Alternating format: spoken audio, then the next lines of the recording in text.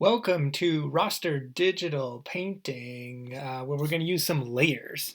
So your project this week is going to be making a painting using 3 or more colors or shades.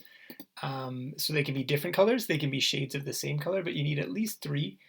And your subject is up to you. This one is a mountain, but when we're looking at painting, we're going to see that there are no outlines, that it's made from actual patches of color, so you don't have to worry about your drawing skills. This is just plopping down some blocks, some patches of color.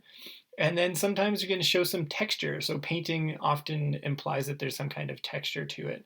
And so we'll take a look at all those things using Pixlr E, but you can use whatever app you like, if you like Ibis Paint or Adobe Fresco or anything you want. So first we're going to need a subject. I'm going to paint a mountain because I know a lot of people have asked for that in the past. So when you're searching for images, you can be as specific as you want. Make sure and click on it over here in the list size so that it makes it bigger. And so this one is bigger now, and so I'm going to grab that and drag it on to the desktop. And now I'm actually ready to go. So I'm going to go over to Pixlr E, and that's the green one, Pixlr E, like that. And so if you want to use this as a reference, your photo as a reference, you can drag it right into Pixlr E itself. And then you can either trace it, or if you want to kind of do it freehand, you can shrink it down. You can unlock it and actually transform and shrink it down and just use it like that. For this example, though, I'm going to go straight beginner and trace it, because why not? That's totally fine.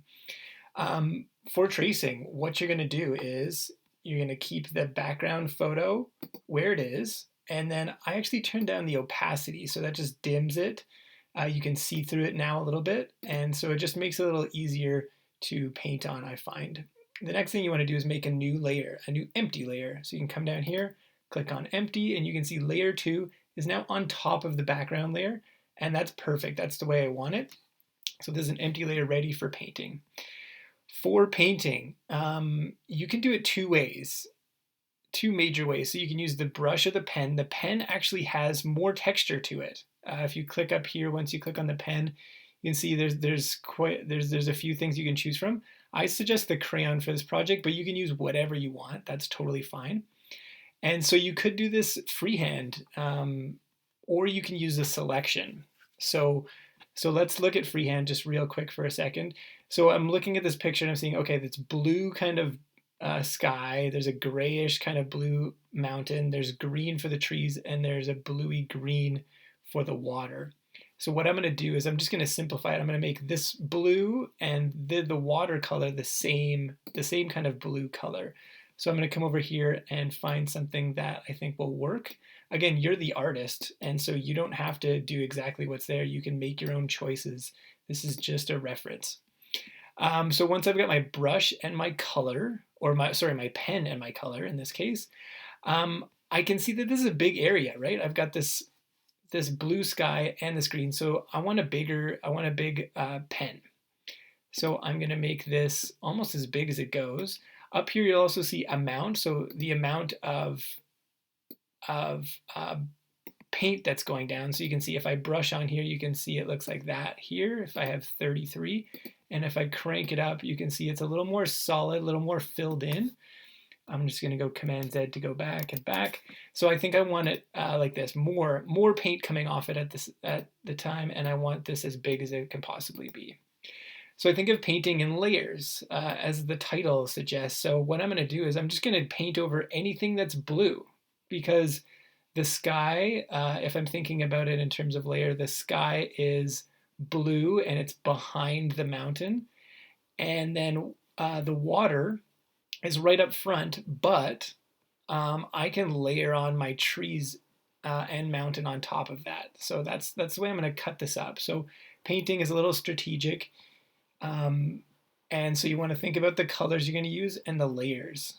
So there we go. I've covered up pretty much all of the sky back there, and you can see I'm overlapping the trees and mountain, and that's totally fine. That's what you want to do. It's going to make it easier for you in the end. Instead of trying to match edges up, you're just going to overlap it, and that's part of what layers do for you. And you can use this technique when you're painting with acrylics or acrylics, definitely. Just overlapping things, letting it dry, and then painting right on top. So there you go. There's my first layer. It's going to be the water and the sky. I'm just going to turn that off. I'm going to hide it. And I'm going to make my next layer. So empty layer once again. It's going on top, so that's perfect. The next piece I want to think about is the mountain. Now the mountain, I'm going to show you the two different ways you can do it. Number one, you're going to do the same kind of pattern. So I'm going to choose a grayish blue color for the mountain.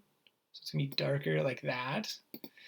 And so I could zoom right in and make my brush smaller if I wanted to, and then just paint in like that. So that's one way you could do it.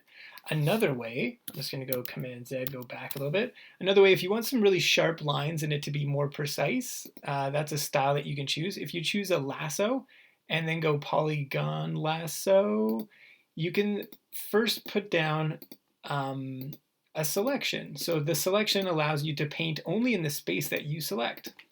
And so again, you can zoom right in, you can be very, very accurate. I'm going to go a little quicker just so that you're not watching me do this forever.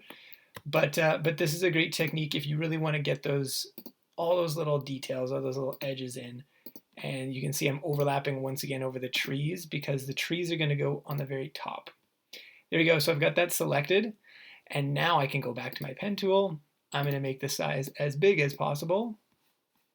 And then now I'm in my new layer, which is perfect. So everything's set up. So I'm just going to scribble on here. And look at that. It just magically keeps it in there with this selection. And perfect. So it makes it, I don't know if it saves any time, but like I said, it is more precise so you can get a nice sharp outline of something. Finally, my third layer, I'm going to choose another empty one. It's going to go right on top. And I'm going to turn the mountain off for now. And now I'll paint the trees. So I do like the way that looks with the selection. So I'm going to try that again. I'm going to start off the page and then go on. And I'm just going to roughly get the outline of these trees. Oops. Oh, I closed it up prematurely. So I want to go deselect. So Command D and then give that another shot. Sometimes if you double click or if you click really close and you're zoomed out, then it will close it off for you when you don't mean to. But that's okay. You can always go again. And so I'm going to get right down into the valley here. This is a different set of trees, but I'm going to make it all the same color.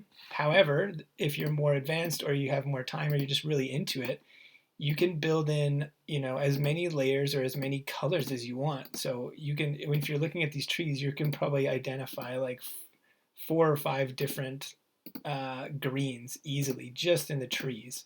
And so if you do want to build more, that is a choice you can make, certainly. I'm going to put this into hyperdrive and just really go around. And so again, I'm going off, and that's a good technique. Again, you don't have to go perfectly around the edge. I'm going to get this roughly cut out. Come back on it a little bit just to show the river or the lake is curving. And then I'm going to move over, and I'm not going to do the cabin. I don't really care about the cabin. I'm just going to come back over this way. Perfect. Okay, so I've got that selected. And say it with me now. Grab that pen tool. Grab the color that you want. I need more of a forest green like that. And then my brush is as big as it possibly can be. I'm on my empty layer. And now I can just scribble on in here. And so scribbling, and like I said, there's one side of the trees is really dark, one side is light, so you could do different types of greens there if you want. It all depends on how much time you want to spend on this thing. And so filling it in, I'm keeping some places not fully filled in just because I like the texture of the brush and I want to see what that looks like. Say I did want to do another shade of green, I would just come down, pull that down towards the darker side, and then I could scribble on this side. So it doesn't have to take a really long time to do a darker part, but it does take a little extra time. I'll go Command D. Now I'm going to turn off the photo layer, and I'm going to turn on all the pieces that I've made so far. So there you go. There's a really simple painted mountain landscape, and yeah, you can work more with it if you'd like to. Of course, you can add different colors. The sky could be a different color for sure. And one thing you might want to do is once you're done kind of copying, you can make a new layer on top of the photo. So underneath everything else, but on top there, and then put a grounding color. That's the color like the canvas would be if you were doing this in real life. Like if you want, so you could make it whatever. You could make it like a warmer color if you want, like that. I'm going to choose a peachy color and see what that looks like. And if I just want to fill the background, I can hit the fill tool once I have my color. And because I'm on this empty layer, if I click on it, it'll fill the whole thing. So there we go. Any other pieces are kind of filled in with that peachy color, and it gives it a bit of a warmer feel to it. So there we go. That's how you can layer up a raster digital painting. And good luck with your project.